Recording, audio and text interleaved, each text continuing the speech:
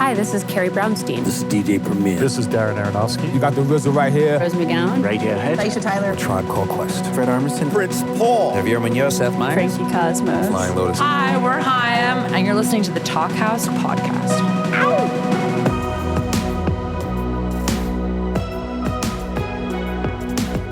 Hello and welcome to the Talkhouse Podcast. I'm Josh Modell.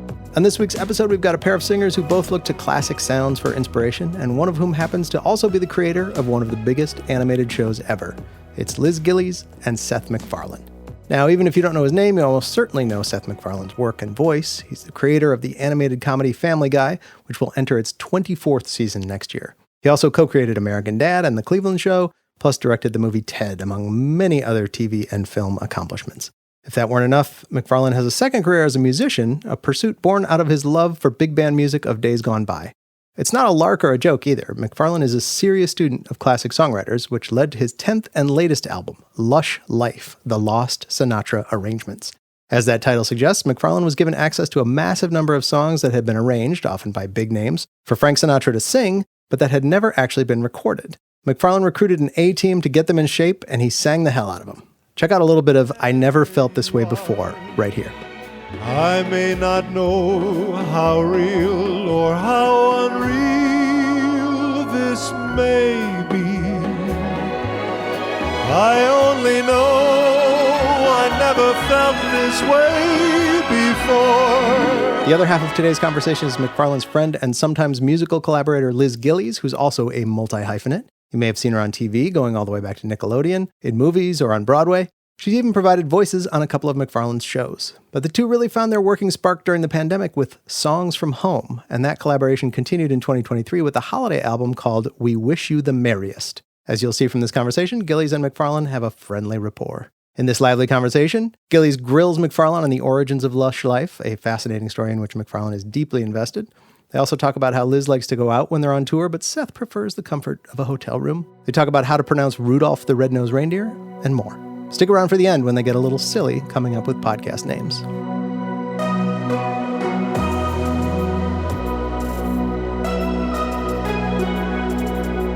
Hey guys, Seth MacFarlane here. Welcome to Artist on Artist. That was Seth MacFarlane, everybody. I'm Liz Gillies.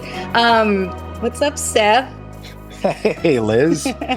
What's going on? Long time no talk, bud. I know. This completely natural interaction should be fun. We usually record our conversations for fun anyway because we think we're so funny. So this is nothing out of the norm for us.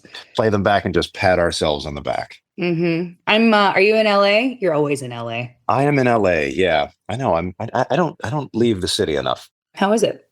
It's good. Got some early morning rain, which is nice. In the early morning rain. Isn't that a song? That? What is that? It's a song. Is it Gordon Lightfoot? Hold on. There's no way to find out. It's Gordon Lightfoot. I'm right. I'm always right when it's something old. And speaking of old music, I feel starstruck talking to you because I listened to your whole album just now. I just finished listening to it. I listened to it down.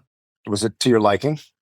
No, I didn't care for it, but I don't care for the style of music. This is the kind of honesty. I don't want you to sugarcoat anything. I don't want you to say anything for my benefit. This is good. I like the honest critique. I'll get into my least favorite tracks later, but no, it was amazing. And it's your 10th studio album. Is that right? It's my 9th or my 10th. I'm actually not sure. Well, do we count Christmas ones? We have to. Yeah. Count the Christmas album that you and I did. And you did one as well. That's right. Yeah, I thought it was my 9th. If you count Songs from Home, then it would be the 10th. First of all, I think it's very amazing that they entrusted you with the entire catalog. I didn't know that you acquired the whole catalog. Is that true in like 2018? Yeah, when Frank Jr., who was a regular guest on Family Guy, passed away, the Sinatra family offered the stewardship of the library of charts to me. And I said, hell yeah, absolutely. I want these. So it was something like 1,200 boxes. They sold me the charts. Wow. There's a wonderful archivist who works for Sinatra Enterprises named Charlie Pignon. And he had sort of an encyclopedic knowledge of what was in these charts. And he said to us, there are several, more than several actually, there are dozens of charts here that are peak Sinatra that have not been recorded. They were never put down on tape. And so we dug through these boxes with his help, and we found probably about 50 or so charts that were just I mean, look, there were a lot of fragments in there. There were a lot of things that were written for television shows. So it's like 30 seconds long, and things that were maybe written for promos and things like that. But really about 50 or 60 full-fledged charts that were cut from albums. There was a song that was cut from the Come Fly With Me album. There was a Nelson Riddle arrangement of Shadow of Your Smile. There were these just gems that had been sitting in a box for ages and ages and ages. So we hired an orchestra over at Fox to just kind of play through some of these things. And it was a very kind of loose, relaxed session. Went through the boxes and, within the first few chords, realized, oh, wow, this is like peak Nelson Riddle, peak Billy May. But it was new. We hadn't heard them. So yeah, I currently am the custodian of the library of charts, both sung and unsung.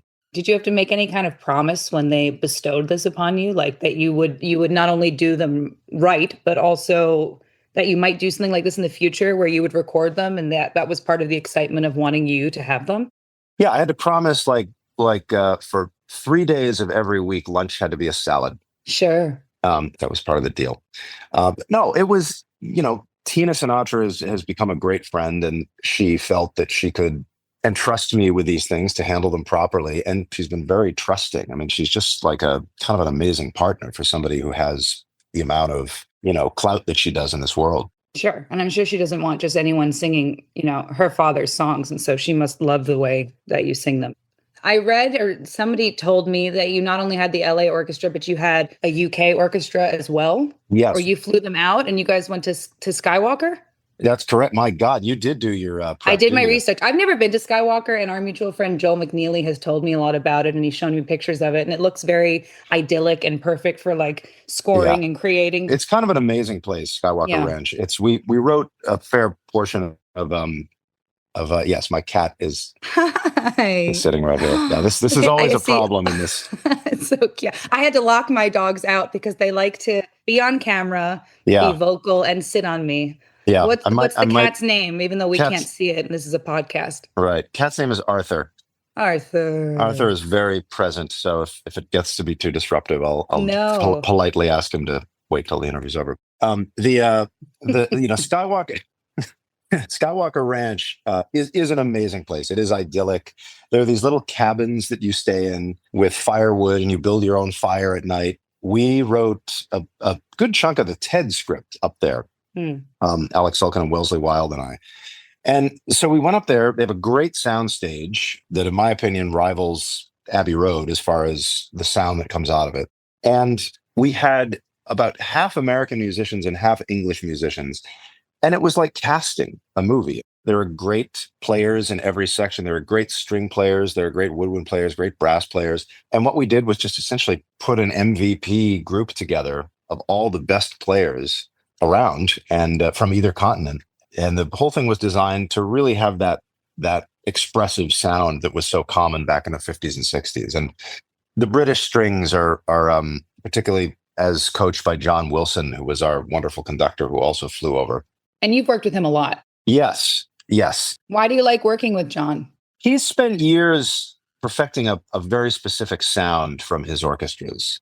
I met John about maybe 15 years ago or so. He was doing a show in which he had restored all of the old MGM charts from like The Wizard of Oz and Singing in the Rain and the Fred Astaire movies, and just all of these old charts that had just been lost to time. They Hollywood at the time had assumed, this music will always be there. And in many cases, this may be apocryphal, but what I've heard is that the storage unit that housed all of these old charts was basically demolished to create a parking lot. And nobody saved the physical charts. Regardless of how it happened, they're gone. And all we have are the recordings. And so for an orchestra to sit down and play, this particular arrangement of Somewhere Over the Rainbow from The Wizard of Oz, that chart didn't exist. That's wild. So he and a couple of very, very talented composers / arrangers kind of earballed these charts and restored them all. And John put on a concert at Royal Albert Hall and played a bunch of these things. And I got a call randomly in LA because his drummer was a Family Guy fan. And he had recommended to John, they're like, hey, you might want to call this American guy. He seems to be into this music too. And, of course, John's first reaction was, this is an eye roll. What a nightmare. This guy's a cartoon maker. No, yeah, we'll see. And I was able to prove my worth and went over and performed with his orchestra at Royal Albert Hall and several other fantastic vocalists, and eventually went on a tour around the UK with that orchestra a couple of years later. And I just developed a relationship, and I love the sound. It's a really high level of technique that they employ, and we thought certain of those players would be perfect for this record. Your ear is definitely honed, because I remember when I started singing with you. For those listening who don't know who I am, it doesn't matter, but we've known each other for like, this is Liz Gillies. It doesn't matter, but we've known each other for like 10 years. And I toured with you a little bit. I hopped on a couple dates with you early on in like 2015. And I remember you telling me here and there, like, oh, listen, the strings are really good, or, oh, the woodwinds are. And at the time I didn't have enough experience to hone in on those things. But after playing with you so often and getting exposed to all these incredible musicians and orchestras, I now am more keen to hearing for that type of thing. I have learned a lot as well. So at that time I'm glad I didn't have to do this album then, because I didn't really know as much as I know now. And so I've learned from all these musicians. But yeah, it's a really specific way that they did things back then that creates that warm sound that you hear. You can tell right away. And the people who really love it can tell. And then that's the worst. I remember even when we were doing the Christmas record, it's like to have that specific warm, fuzzy Christmas nostalgic feeling to make it sound old timey. It really comes from like masterful playing more than anything. Exactly. And how you record it. Like we record to reel tape as opposed to digitally. That's amazing. And that creates a warmth that it's a lot of little things. Sure. But yeah, you do hear a lot of contemporary jazz that tries to capture that sound. And there's always sort of a homogenized kind of antiseptic quality to it that is the result of missing those key elements. It just took us a lot of years to figure out what that list was. When I'm out somewhere and like seriously Sinatra or some station is playing, or even in my car. Do you go out? I go out. Yeah. I go out. I always go out. I'm big on that. I remember when we were in San Diego going outside. Yeah, I'm a big fan. When we were in San Diego, I remember we got to the hotel and I was like, what are you going to do today? And you're like, I'm going to read. And then we're going to do the show. And then you're like, what are you going to do? I'm like, I'm going to go see the seals. And that's what I did. I went out. That is true. Every city that we went to perform, you would like go out and just explore. And I would not. I would be like, this hotel room is really fucking comfortable. Yeah. Can you say fucking on this show? We just did. Yeah. I guess we'll find out. Huh?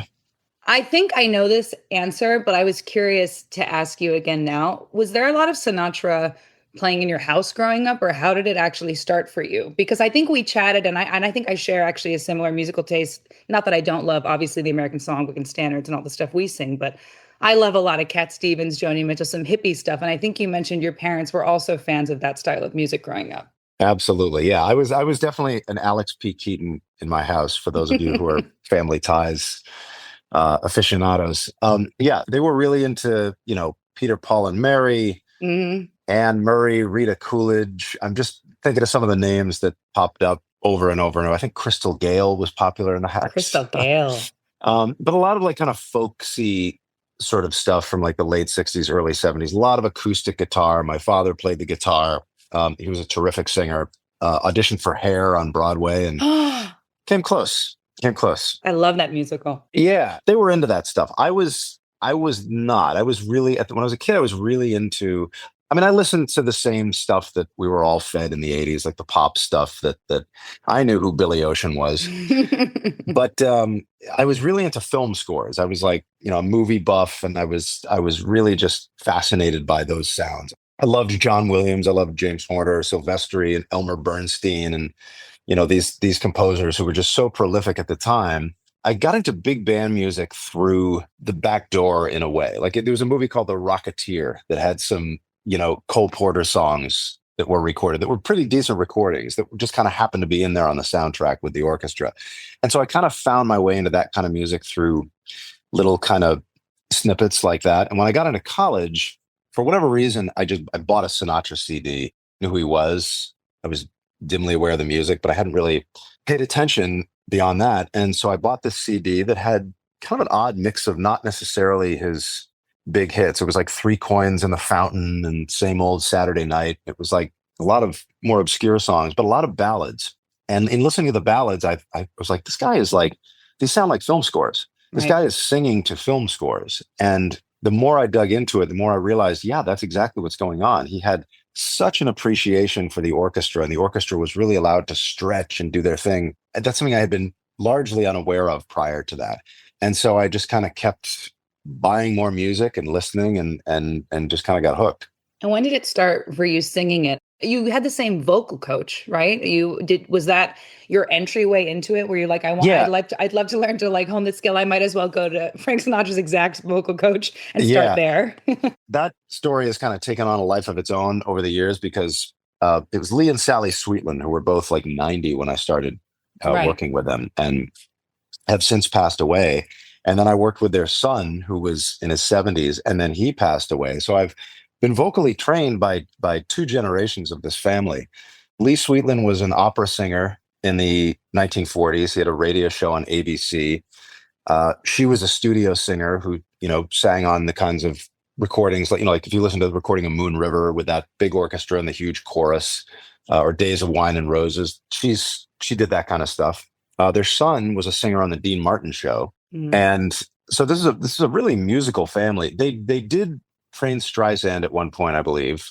I don't know if they trained Sinatra. They may have. Lee may have worked with Frank at one point. But they were very much of the time, and they were as authentic as you could possibly get, wanting to get into this space. Yeah. I mean, Lee was a vocal coach for a long time, so he may have worked with Sinatra. I just don't know for sure. That story just became something all its own. I'd say we can ask him, but we can't. We can't ask his son. Yeah, they're all gone.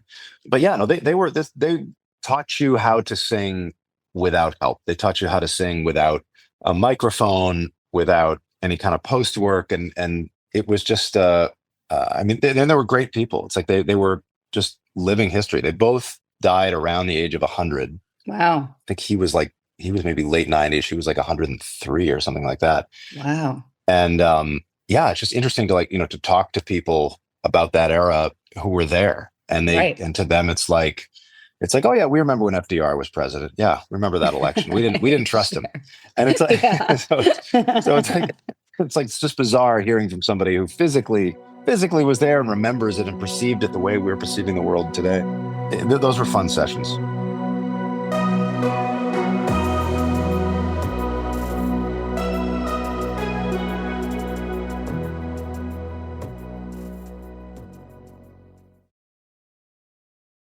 How many songs did you initially record for this album? And did you have to whittle it down to pick is it 10? Is it 12? It was originally about 15 songs. Okay. And we whittled it down to, I think, about 12 that are on the album. Did you record even more than that just to sort of try them out even casually to see which ones you were going to sort of... Yeah, there are probably 2 more albums worth of charts. Oh, wow. Yeah, that we have not recorded. Oh, my God. In that collection. There was a Gordon Jenkins song called That's All There Is. Wait, no, not That's All There Is. That's the one that you do, right? I do. Is That All There Is? Is That All There Is? Yeah, I think this one was Peggy Lee one. I think, right. This one I think was called That's All There Is. And it was a really depressing song that was going to be on the album. And we just, it was like depressing beyond like anything that it was just a minor key. It was like a dirge. But it's there, and it's a Gordon Jenkins chart of a Sinatra song, and so we'll record it eventually. But there was a Nelson Riddle arrangement of "Shadow of Your Smile" that ended up getting cut, not because it wasn't great, just because I didn't think the vocal had turned out that great. And so let's have another go at this next time around. But yeah, it like anything, you had to trim stuff down. Sure. I mean, I think for our album we cut a couple songs, right? And White Christmas became its own single. Yeah, White Christmas became its own thing. Yeah, it did. Sorry, I was thinking about something else while you were. I'm not an interviewer, Seth. Yeah, I know. Yeah, so my brain goes a little haywire sometimes. Just making your grocery list and like thinking, I got to remember to feed the dogs. Got to remember to feed the dogs. I thought I never felt this way before. I thought your voice sounded so gorgeous on that. It sounds beautiful on the whole album. The album is exquisite, but I did find that your voice was particularly fantastic on that song. This is why we work together endlessly, because I have a particular affinity for that song too. Do you really? Yes, I was having a good day. That was like, with singing, it's like you have. I know. Half of it is just, it's training, it's prep, but it's also like luck. If you're having a good voice day it's like having a good hair day. No, you and I went in that one day to record the one we recorded for the first day, and neither of us were locked in. And we just called it for the day. I think we both know when it's not there. Sure. There are stories of Sinatra doing that, of walking in and saying, "You know what, boys, I don't have it," and then leaving, and the whole orchestra's already there. But yeah, I was having a good vocal day on. I've never felt this way before. You sure were. Oh, thank you for noticing. My goodness. I've heard a lot of your voice, both right across from me in person and also listening to it back on albums. And I thought that was that was sort of a vocal standout for me. And How Did She Look? I thought was gorgeous. How Did She Look is probably our favorite chart on the album, Joel and I and our engineer and members of the orchestra, because the story is it was cut from Only the Lonely, which was, for a lot of people, Sinatra's greatest album or greatest ballad album. All due respect to Wee Small Hours, which is also a masterpiece. But it was really Nelson Riddle's crowning achievement as an arranger. And this is one of those charts that doesn't sound like something that was cut because it wasn't good enough. It's actually better than some of the charts that are on the album. And it was just a gift, that chart. That is a song you should cover, absolutely. You should cover that song. Well, it's just, I mean, there's an Edie Gourmet version of it. Oh, there is. Yeah, that's really good. So the lyrics are already there for you. I've broadened my repertoire and my knowledge of obscure standards or music from that time, whatever, from you, because you love a deep cut, as we know.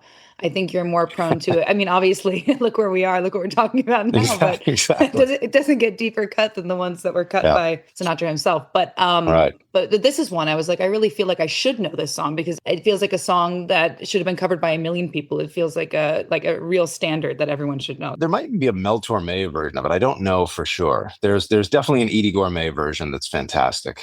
I also thought that the background vocals on Who's in Your Arms Tonight felt so of the time. Yeah. And it created such a nice bed for the rest of the track and for your vocal. Yeah.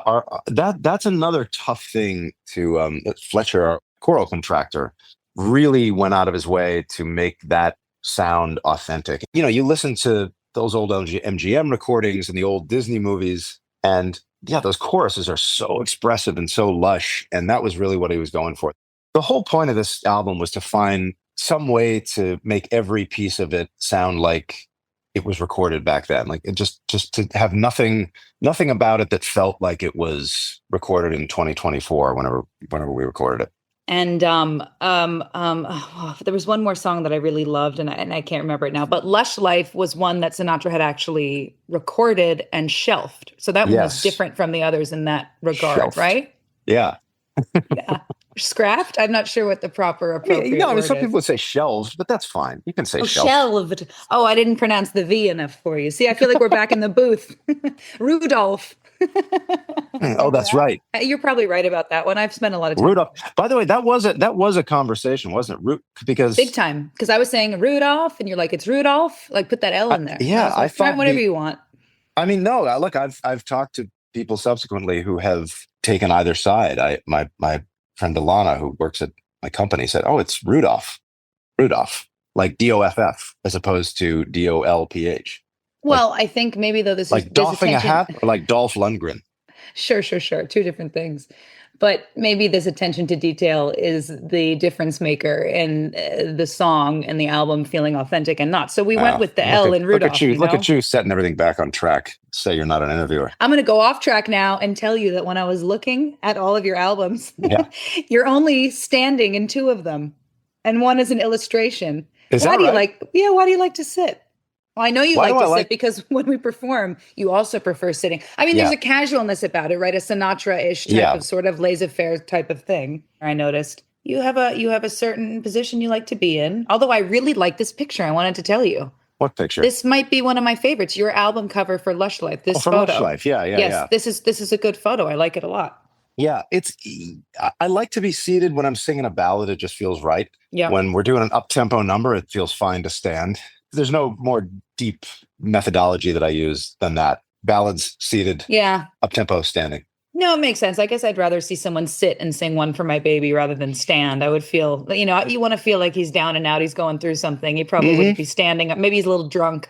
Yeah. And it's more comfortable to sit than to stand, just in general in life. It's very healthy. A lot of people say that it's more difficult to sing sitting, but I think I sound better seated. But apparently when you're getting a big note, to stand it's like night and day. Because it clears up your diaphragm, gives you room. You had a couple very big notes on this album, very long. That's kind of your gift, though. Your breath control is kind of amazing, maybe from all that training, but you can hold out a note and a high note. Yeah, I don't even know if it was from the train. I was in a high school production of Anything Goes, playing Moonface, whatever the hell his name was. And I was singing a song. It was during the performance, and I just randomly held a note just because I felt like it, because I was a jerk. Yeah. And held it for a really, really long time and got some nice feedback from the audience. And, sure. And I was like, oh, look at that. I didn't know that was there. Yeah. So yeah, it's, I think that's just something, whatever it is that allows me to do all these ridiculous voices on the shows, that lung capacity seems to be a double gift. Well, that's great. I don't breathe. I found out from my vocal coach this year, and breath really is the main. It's kind of the root of all of it. It's like you'll damage your voice if you don't. But your breath control is superb. I mean, you hold notes for a super long time, and you don't. By the way, you see a lot of. I know we've talked about this. You see a lot of that. Oh yes, inserting the breath when there's no need. Yeah, even in pop recordings, like where somebody will take a weird breath at a specific point in the song where it's unnatural, and it's it's like, well, wait a minute, you have one job. Yeah. Seth will call me. You'll call me, and you'll be listening to pop radio or something, and you'll be like, "How would you sing this line?" And I was like this, and you're like, "Would you ever put a breath between these words?" And I'm like, "No," and that'll be that, and that'll be our whole call. But I agree with you. It's like a new listening thing. To pop radio, you just sounded like you were 90 years old. I am 90 years old, which listening to pop radio. I'm listening to the kids' music, but you were you were at the doctor's office or something, somewhere where it came to you, it found you, it attacked you, which is the same for me. It's like, it attacked you. I'm not seeking this out. I meant like the grocery store, which, well, that wouldn't happen. That wouldn't happen. But the doctor's office, or, sure, waiting to get my car washed, and there's the song. There it is. There's and the song. Suddenly somebody is taking a breath in a weird place. Yeah, it's very odd. Was there a track on this album that you found was surprisingly hard to record, technically, for you, where you're like, I got to come back to this a few times? Yes. I know it happens for me. We've had a couple of them where I was like, wow, okay, I'll take some doing. Yeah, that's why Sinatra himself bailed on Lush Life. That song was a challenge. Like, I understood within 5 minutes of making that recording why Sinatra shelved it. It's with the V. It's a marathon, that song. I mean, it is one of there's so many parts, and it doesn't, certain things don't come back around again. It's very difficult. Yeah. The part that tripped him up was the same part that tripped me up. And I'm assuming it's the same part that trips everybody up, if they have, except for maybe Nat King Cole, who seems like that song is the easiest thing in the world for him. But it's that life is lonely again. And there's a weird chord progression that just is almost counterintuitive. It's not where your brain tells you it wants to go. And you really have to consciously remember to hit that note instead of the one that your brain wants to hit. I think that's what was happening to Sinatra, because that's certainly what happened to me. Strangely, the song that was the toughest that I had to go back to, I mean, Lush Life aside, was On a Wonderful Day Like Today, because it was a really brassy, loud, up-tempo recording that was at such a low vocal key. And as you know, it's like when you're competing with a band, you got to kind of sing out based on cut through based on what the band is doing. And this was like at a Bing Crosby register. It's like, oh, no wonder if it's not that low.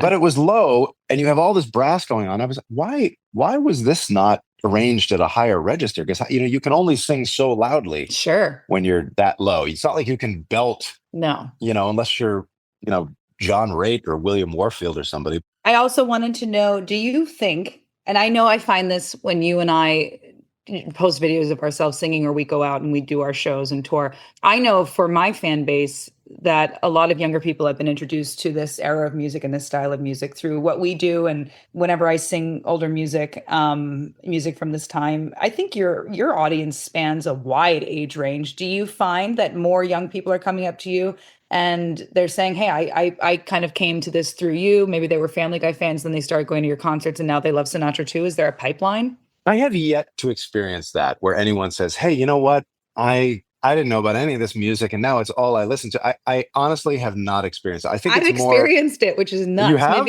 Yeah, I really have. Well, that's great. Yeah, no, I maybe you just get out more than I do. Well, I go see the Seals and whatnot, but although they said nothing when I brought up jazz, it was like really, they're usually pretty vocal. Talking to a seal. God. Anyway, Jesus Christ, Dad. Sorry, son. But I do though think that there, people, especially people who aren't as, I don't want to say comfortable, but aren't as used to like going back and taking the time to find the old albums, the original albums, and listening.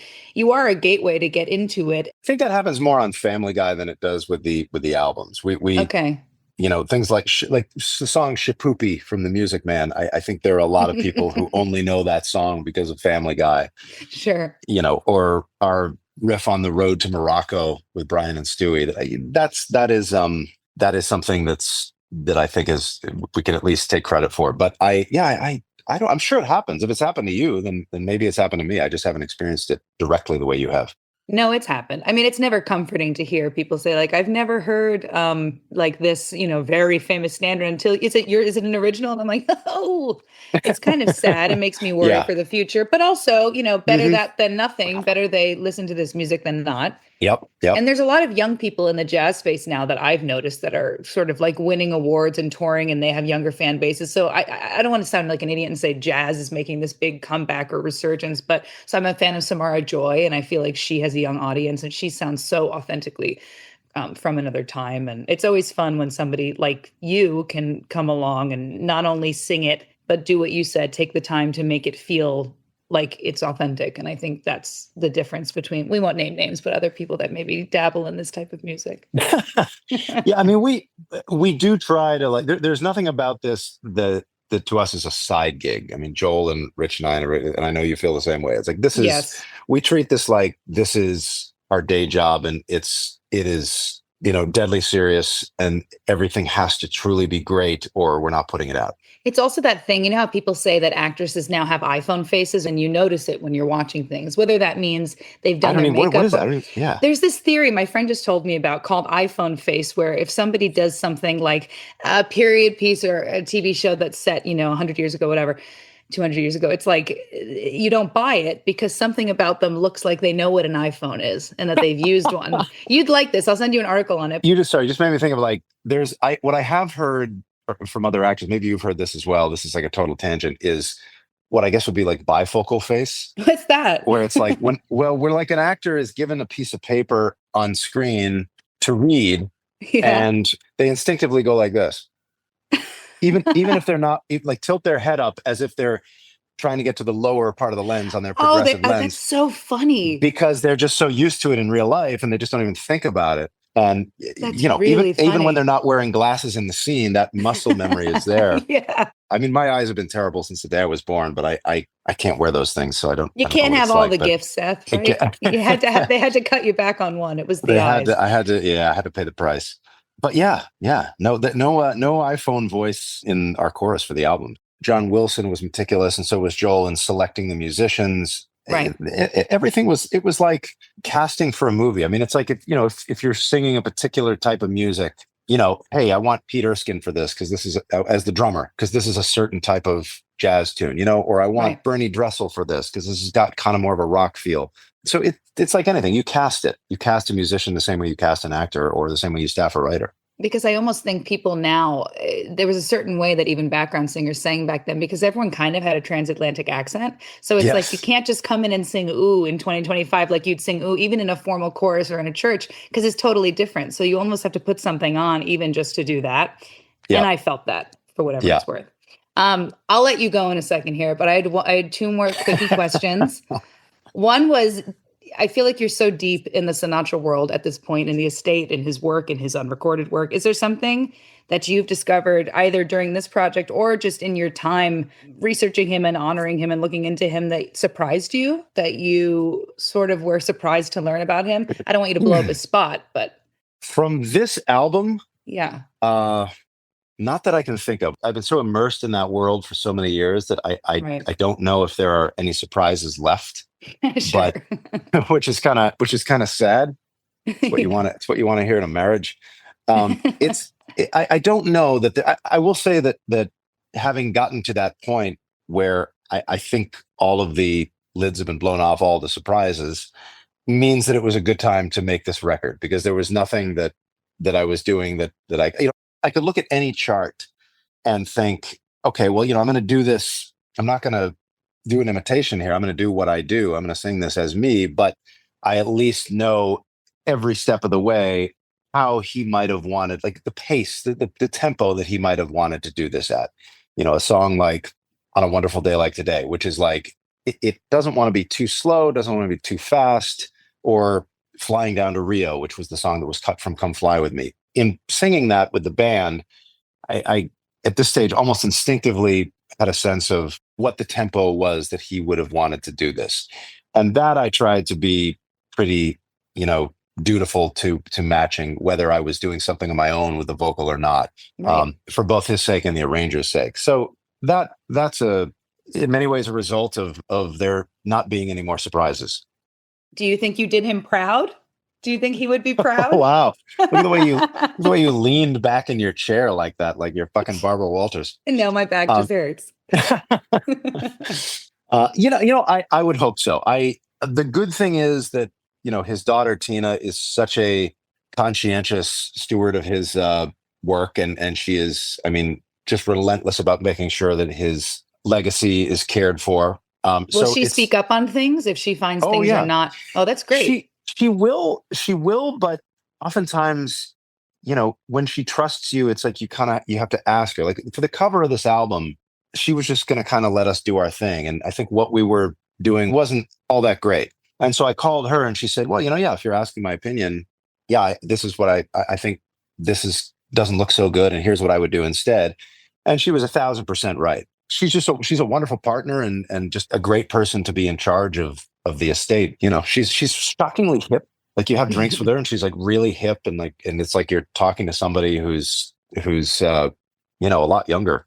And so it's nice to kind of have her as a voice on this. It's always very collegial, and at the same time, you don't have to guess about whether he would have been proud or whether he would have liked it or not. She'll tell you one way or the other. Well, it's so nice to not be flying in the dark and to have at least someone who has some connection to tell you sort of if you're on the right track or not. I would assume that would make me anxious. I would constantly be thinking, like, even when I cover, for me, it's Joni Mitchell. I'll cover a Joni Mitchell song and like the whole song, not that it totally matters, but I'll just be thinking, God forbid she ever hears this, would she just loathe this? She'd probably love it, wouldn't she? It's I don't know. I shouldn't be covering her things. So you are in many ways like Sinatra reincarnated. So it's like good that you're doing it. But the folk stuff is a passion I have more than it has a passion for me. What a sad comment. Well, you know what it is? Or at least humble. How about that? Humble. It's very humble. Sometimes you love things, but it doesn't mean it loves you back. And it's, that's also just, I've had songs that I've loved, and I love the Java Jive, but maybe it doesn't love me. You know what I mean? You have to think, does it love me back? I think, I think to wrap this up, Seth, Sinatra definitely loves you back. And that is demonstrated on your latest album, Lush Life, which is out now. I love this album. All kidding aside, it's really beautiful. Your voice sounds incredible. The arrangements are gorgeous. Wow. Just incredible. Hey, Liz, thanks so much for having me. This has been great. Really a big fan of your show. Thanks. Yeah. I love Laughing with Liz, or whatever the hell you call it. That's it. Laughing with working title. Hey, this has been Gillen with Gills. We'll figure it out. Yeah. I had one, but it's inappropriate, and I won't say it on this show. What a shocker. Yeah, no. We were pretty good, actually, considering. Yeah. Oh, I'll tell you. I was caulking in my bathroom, so I was going to do. Do we like caulk and talking? Talk with Liz Gillies or talk cock with Liz Gillies. Wow. I didn't do it. So like that, you don't usually work blue. That's kind of like. I know. It was new I don't work blue. Wasn't one of my favorite things that you've ever, and I hope I can repeat this, I'm sure I can, was that when we were doing either the Christmas show or the New Year's show, and there was a joke in there that one of our writers had written for you that had the word fart in it. And you said to your mom, you want me to say the word fart? And you said that your mom said, well, you can't. That's totally just. And I say all of it. I say the C word. I've like my middle name. And for some reason, fart. I was like, this is really lowbrow. I don't want to do this today. There is something about it that feels a little bit like there's you know what it is? It's not feminine. And I didn't want to do it. I think that's what it is. Yeah. I'm sorry I had to hear all this, but thanks for having me. Well, you can't. I'll tell him you can't. What will the family say? Do you plan on having children? Well, then there's your answer. Thanks for listening to the Talkhouse Podcast, and thanks to Liz Gillies and Seth MacFarlane for chatting. If you liked what you heard, please follow Talkhouse on your favorite podcasting platform and check out all the great stuff at talkhouse.com. This episode was produced by Myron Kaplan, and the Talkhouse theme is performed and composed by The Range. See you next time.